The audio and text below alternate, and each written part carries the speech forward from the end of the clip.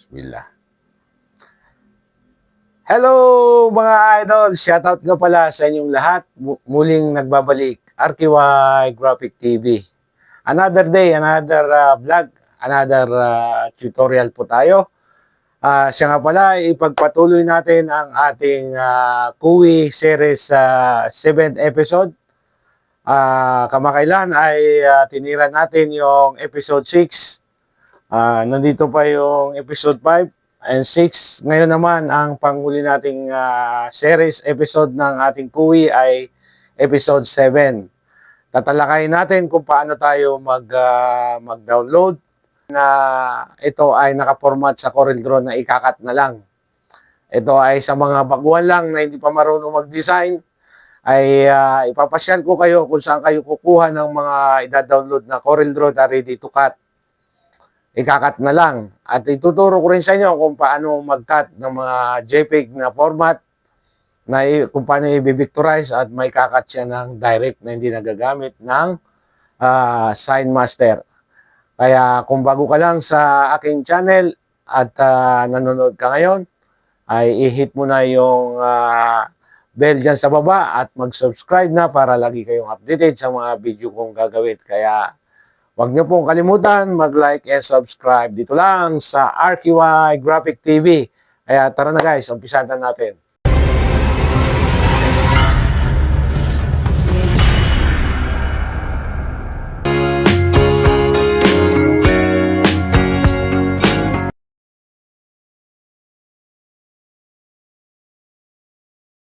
Punta lang tayo sa Google, tapos si-search natin yung ayan. Ayan. Pag nandito na kayo sa Siklogo mga idol, halimbawa po kailangan nyo ng POMA. Ayan. POMA na logo. Ayan po. Lahat po ng klaseng POMA na meron sila ay ilalabas nila yan. Yung mga at ang hanapin nyo mga idol ay CorelDRAW. At tulad yan, CorelDRAW. Yan, CorelDRAW din yan. CDR, CorelDRAW. Yan. Yan. Tapos, halimbawa, ang kailangan nyo ay Nike. Ayan. Ayan. Tapos, ayan. Pero nandito kayo sa best match. Ayan. Ilalagay lang nyo kung ano yung gusto nyo. US, brand, template. Lalagay nyo rin kung CorelDRAW. Pero itong hinahanap po ay pangkalahatan na. Ayan mga idol. Pero iba-ibang format yan ma-download nyo. Pero ang hahanapin nyo yung CorelDRAW para magkakat lang kayo. Wala na kayong ibang gagawin. Ayan.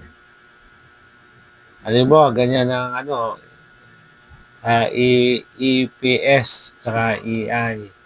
Yan, saka PNG. Ayan, katulad yan. Mayroon siyang CorelDRAW.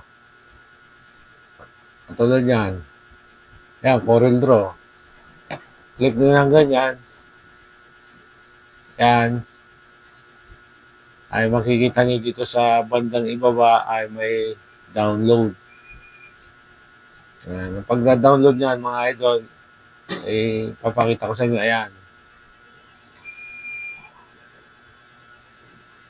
Pag na-download ng ganyan, ay bubuksan lang ninyo kasi nakalagay yan sa folder. Naka-zip sa folder. Yan, start, download. Yan, 4, 3, 2, 1. Ayan na. Ayan na mga idol. Free lang yan mga idol. Kaya marami pa kayong makukuhang logo na gusto nyong design. Pwede kayong mamili na mamili. Magsasawa kayo ng design dyan. Right click nyo, extract file nyo, i-okay nyo. Dito lang din ay lalabas yung folder. Yan. Pagbukas nyo ng ganyan, dalawa yung binigay sa inyo. Isang CorelDRAW at saka isang PNG. Yan. Yan. So, bigyan ko kayo ng halimbawa. nakakuha kayo ng ganyan, ay diretsong ay click niyo na po. Diretso na siya sa CorelDRAW. Ikakat niyo na lang siya mga idol.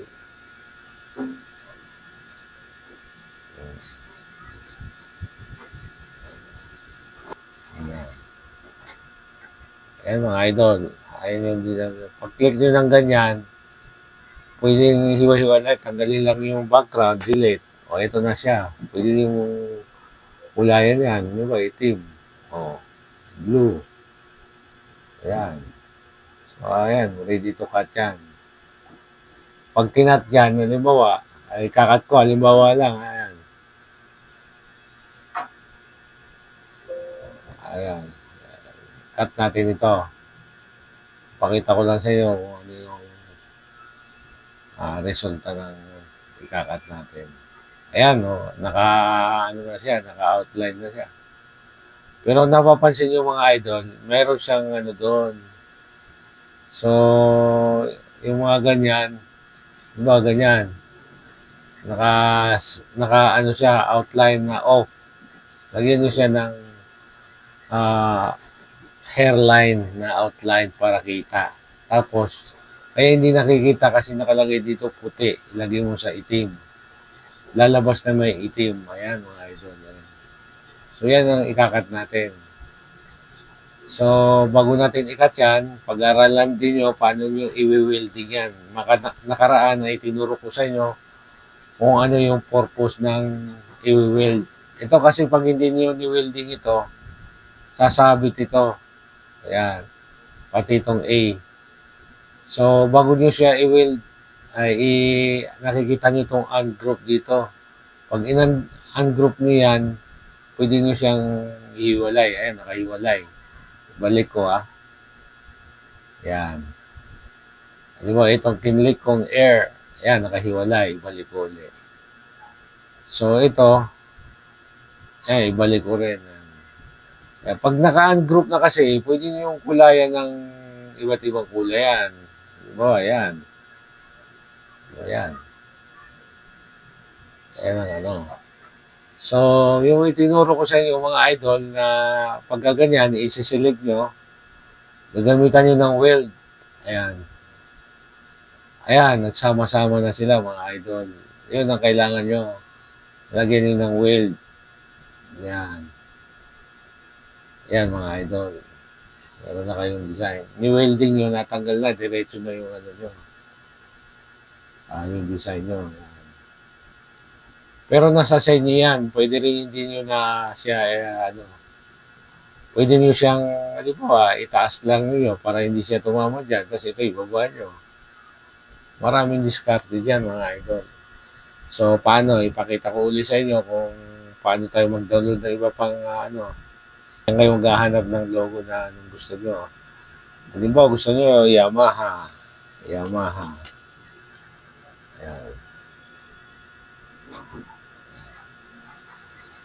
Ayan, lahat.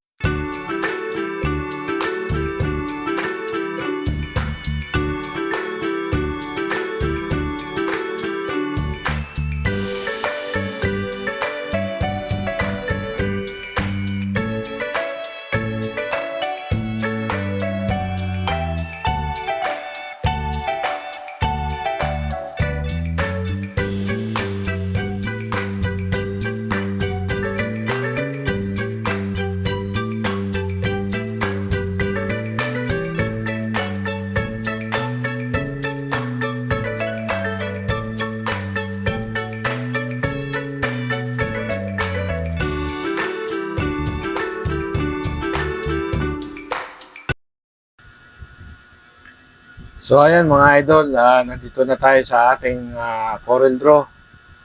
Dito ay tuturo ko sa inyo kung paano natin i-auto trace ang ating dinownload na image. Ito ay JPEG. Pero gagawin natin siyang vectorize na pwedeng i-cut sa CorelDRAW. Ang gagawin natin ay import lang natin yung ating logo. Ayan mga idol. Import lang natin. Ayan. Kung napapansin nyo ay ito ay JPEG. Ayan. Ayan, napapansin nyo. JPEG po yan. So, pag nag-download kayo ng inyong mga image, ay ito yung mga windows na hahanapin nyo kung saan nyo siya ito-trace. Ayan, trace bitmap. Automatic na binibigyan na kayo ng clue. Pag nag-download kayo, alam na siguro ito ay ito-trace. So, pwede rin makakita nyo yung sa right click. Ayan. Kung nakikita nyo ay may quick trace, outline trace, center line trace. Pero ang gagawin natin ay pang mabilisan lang ay quick trace na lang natin. Yan mga ito. So, pag click nyo ng ganyan, na-trace na yung logo. So, ito yung tinrace natin. Tingnan nyo, mas maganda pa yung tinrace natin kaysa picture. Ito, hindi mo na makukulayan yan. Yun ang pagkakaiba. Pero ito, pwede nyo siyang hulayan at paghiwa-hiwalayin. Itong nakikita nyo yung dalawa na yan, ungroup all object, lahat, ultimo mata. Pag ito ay ungroup object lang, yung lang, trangkahan, dalawa lang yung tinatrangka mo. Halimbawa, yan. So, yan, itatrangka lang yan. O, di ba? So, lahat ng itim, gawin mo siyang blue. Yan. Green. Yan. Ayan po ang kalamangan ng ganyan. Dahil itim yan, yan. Pero, ikakat ko yan, tanggalan ko. Ito yung wireframe yan sa bandang kanan. Dahil yan, nawala, kasi ito, naka-off yung outline niya, naka-none. So, pag-click mo ng none, lagyan mo siya ng hairline para ito yung pagdadaanan ng blade. Tapos, itim. Pag-click nyo ng ganyan, magkakaroon siya ng outline na itim. Doon mag-uumpisa ang cutting. Yan. So, ang gagawin niyan, mga idol, ay ito yung pula. Yan. Ayan yung pula. So, ito yung itim. Kita nyo mga idol. Pero ikakat niyan, ayan, ang ikakat natin. Pag-iwa-iwalayin pa yan, bago nyo makulayan yan. So, ang itsura niyan ay ganito. Yan. Dito kayo mangungupya. Halimbawa, ito ay itong itim. Yan. Tapos yung labas na dila ay pula. Ayan. Tapos yung bunga itim. Ayan mga idol. Tapos yung outline ay itim.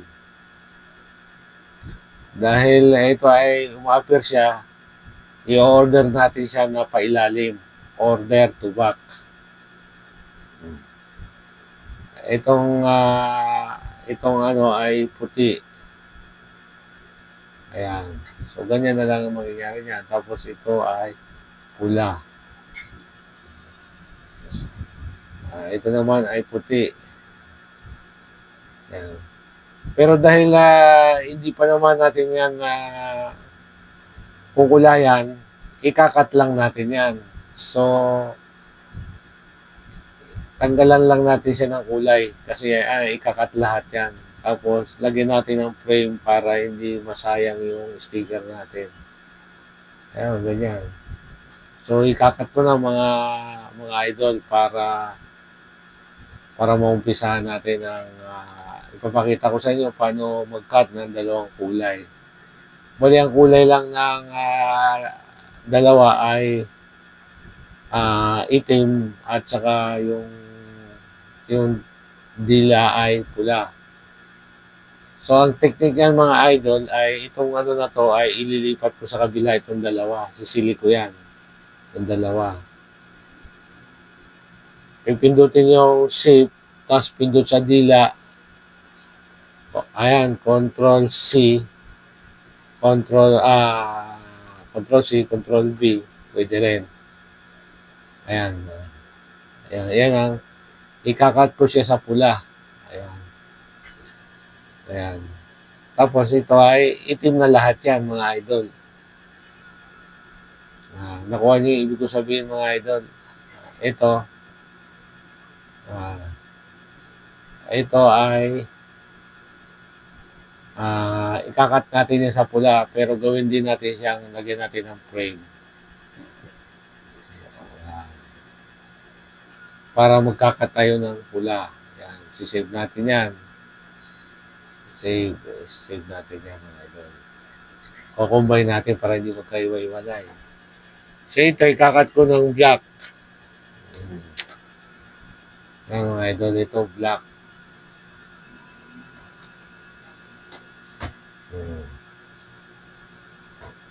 Ito ay black na sticker lang.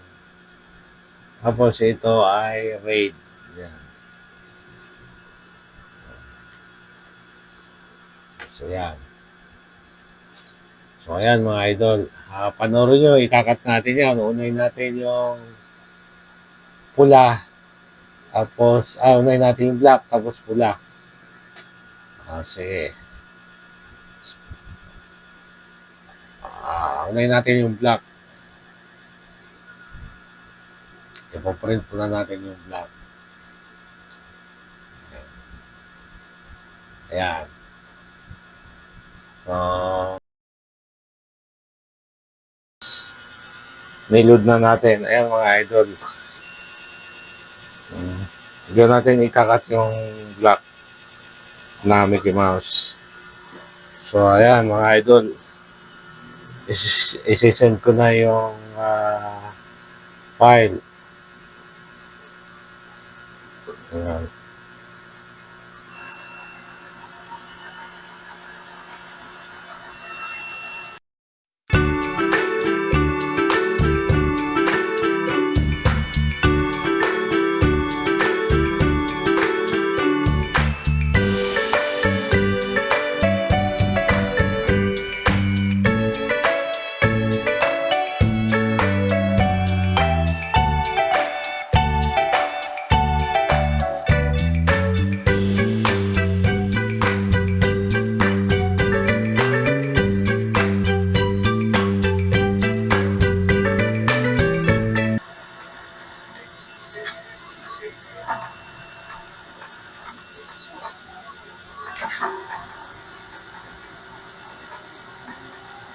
So, ayan na. Tapos na, mga idol. So, iloload ko muna ang sticker na pula para sa kanyang pangalawang kulay. Ayan, mga idol. So ito muna iloload natin itong pula. Ayan, mga idol.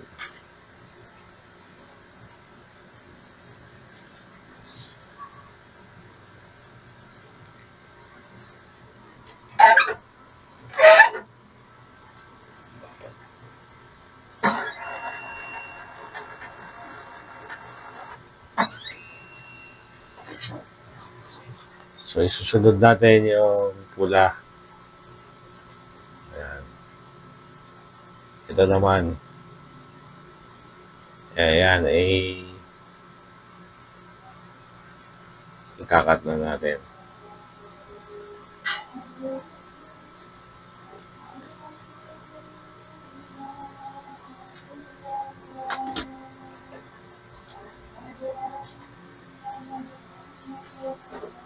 Ayan, send natin yung file.